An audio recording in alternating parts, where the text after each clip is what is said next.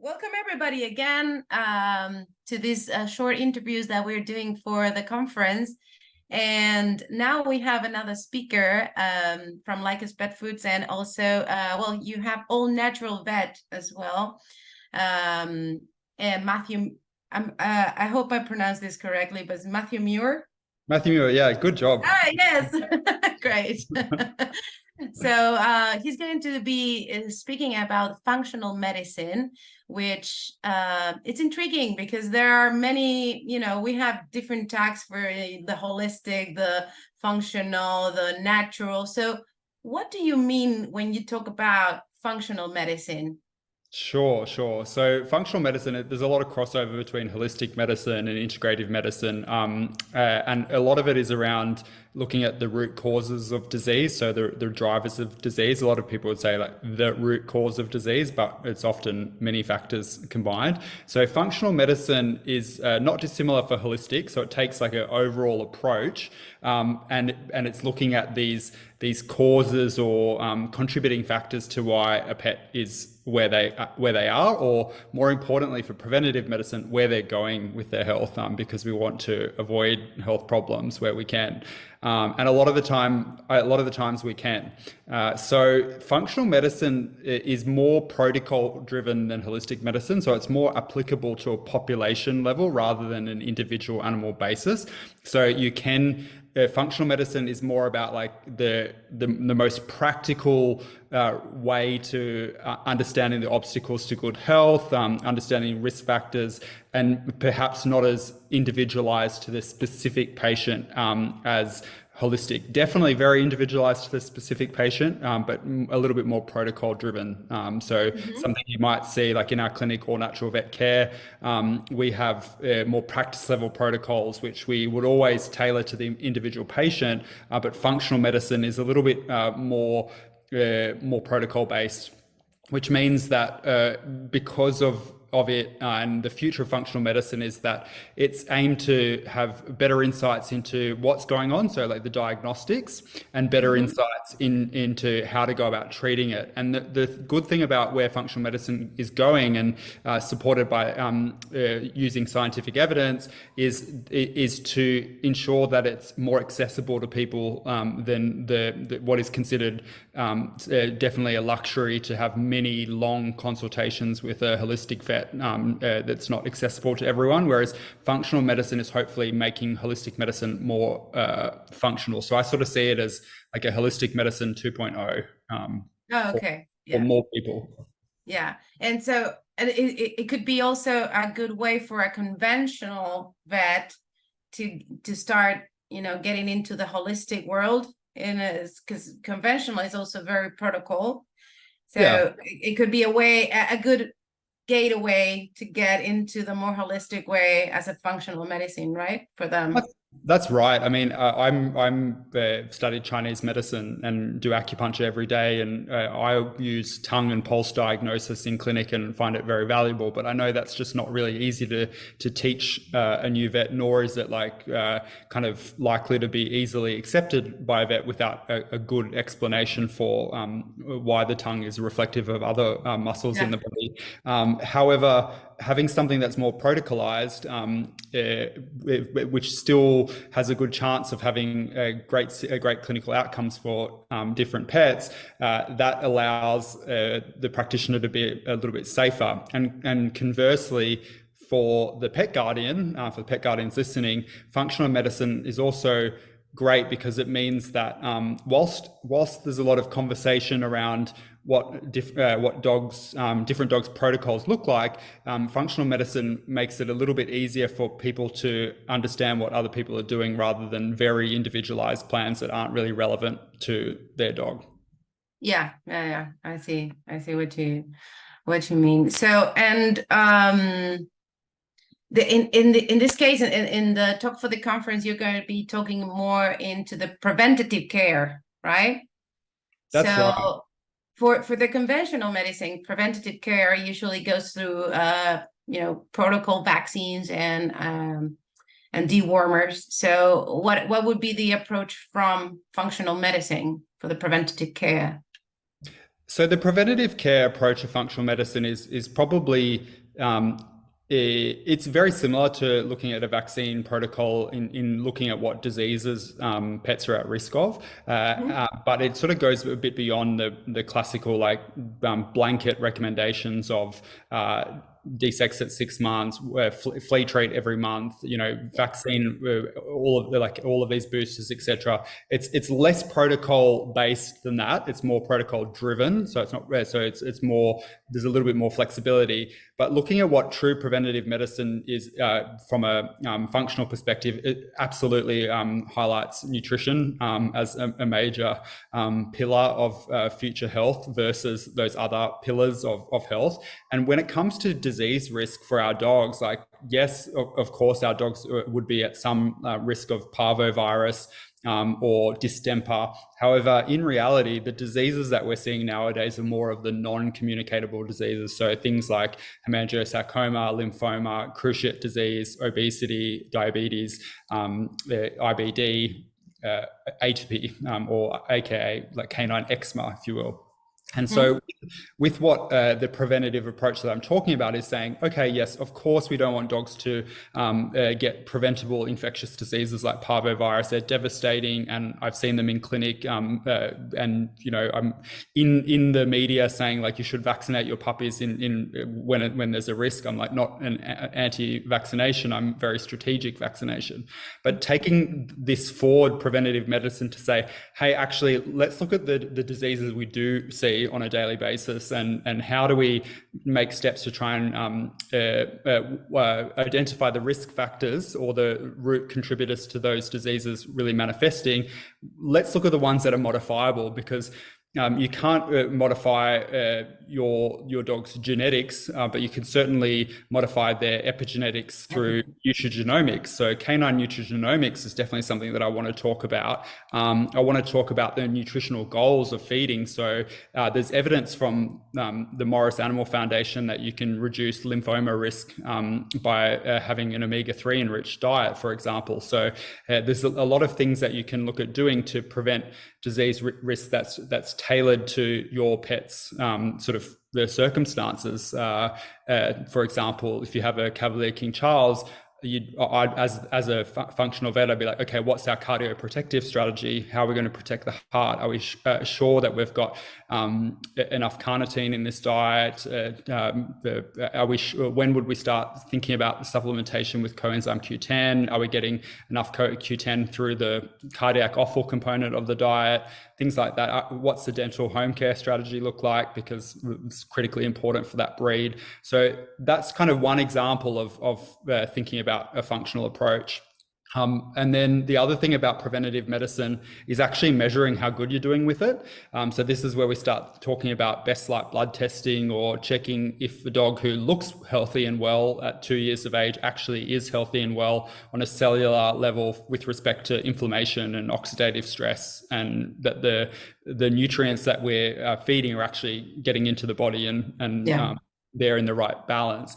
So that's like another element of functional medicine is functional testing. So not just looking at your basic blood tests for, okay, the liver and kidney look healthy, knowing that upstream from that, like there'll be clues of oxidative stress or a gut imbalance well before you see some kind of downstream diseases. So really, the preventative medicine that I want to talk about is saying, okay, looking at the health span and overall lifespan of a pet, how can we intervene without becoming really stressed and hyper-focused on the future, like living in the now like our dogs do, but using the information that we have available to say, hey, like there are ways that we can modify these diseases, some with more scientific evidence, some with less.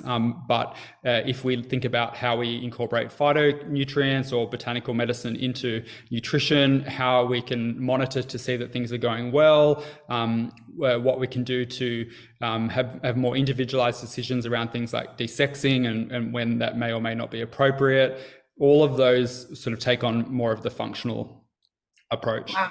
So for a guardian, how often would they have to, in order to get this functional medicine working, how often they would have to check with you? Like, what would you recommend? Like once a year, twice a year? The recommendation for wellness checks in Australia and certainly that's, I guess, informed by the US is for 6-month health checks, and I support 6-month wellness checks. It doesn't necessarily mean that you have to do a whole host of functional testing every 6 months.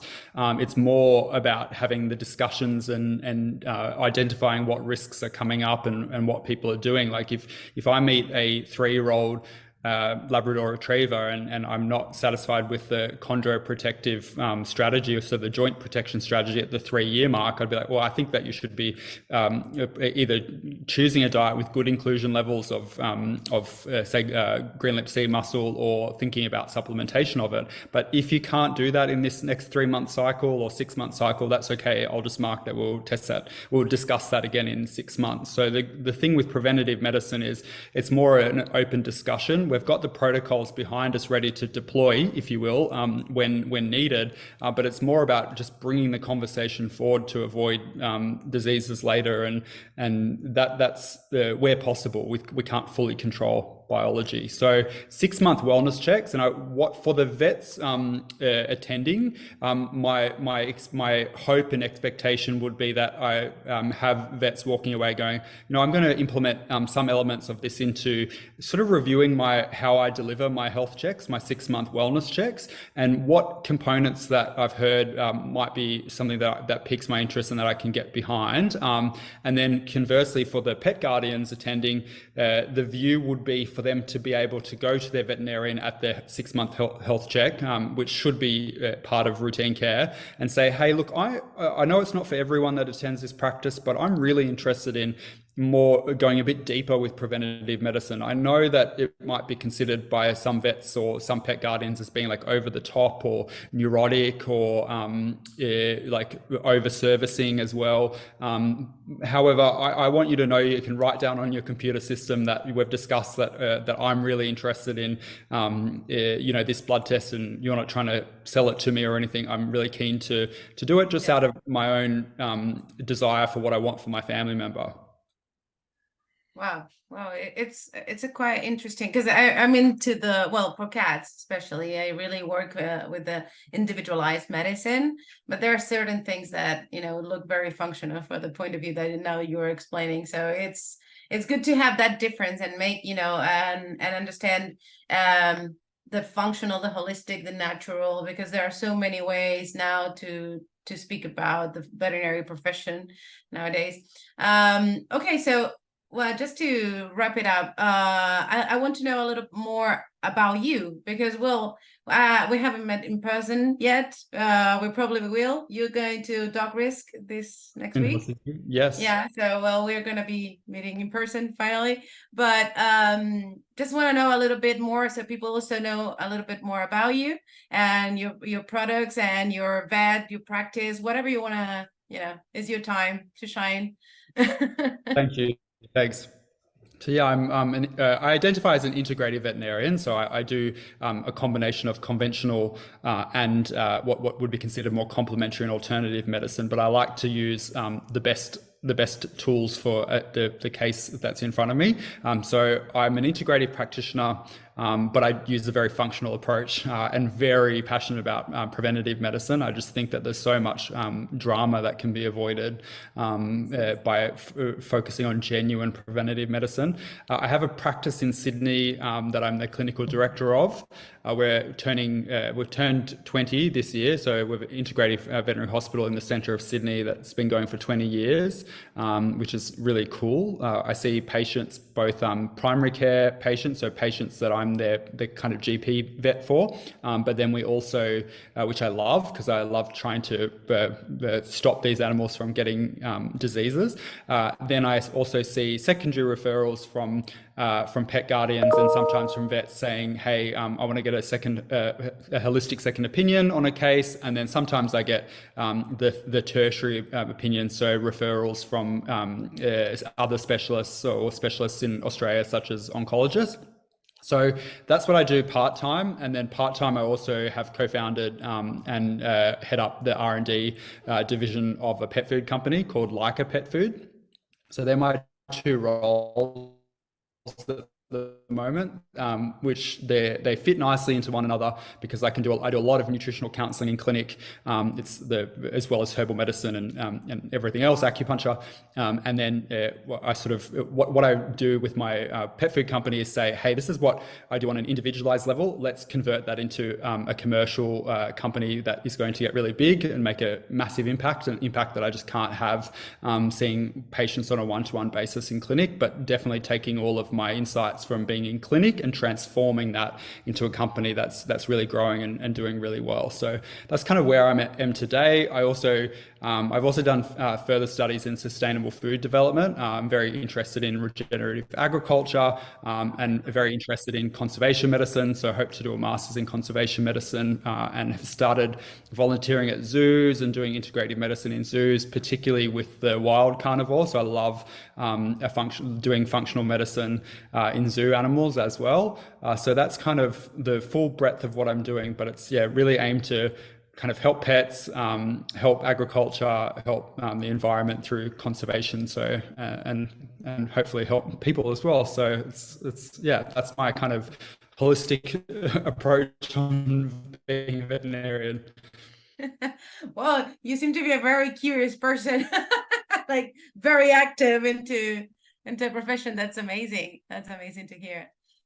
All right. So, well, I'm just going to say also you're part of the clinical board in the Rfvs. So we are always welcome your insights to make us better and better every day. And it's good to have people all around the world to help us out. And also, well, just to say goodbye. I know I'm going to be insisting on this, but we have the crowdfundings for, to reach LVS, which is London Vet Show, and also to promote research for raw and fresh foods, because it is important that we get the nutrition there as for functional, for holistic, and for integrative medicine, for all the kind of medicines that we all here do. Nutrition is a big base, and we need to get really good research done. So that is one of the crowdfundings, which is called £4 for 4 paws, and also help us help vets to accept raw feeding. And when we say raw, we say everything but ultra processed. We tend to talk about raw, but the thing is that we need to spread the word about nutrition and how important it is as a preventative, and also to address any issue that the dog may, or cat, in my case cats, may have. So please help us out, and we'll be thankful forever. And also you can get the tickets for the conference on our website in events conference 2023, and you can get the tickets there. We're going to have a gala, we're going to have a dinner, we're going to have so much fun. So thank you all. Thank you, Matthew, for taking the time. You're in Barcelona. We're really close to me now. See you next week in Finland, and enjoy your time in Barcelona. Okay.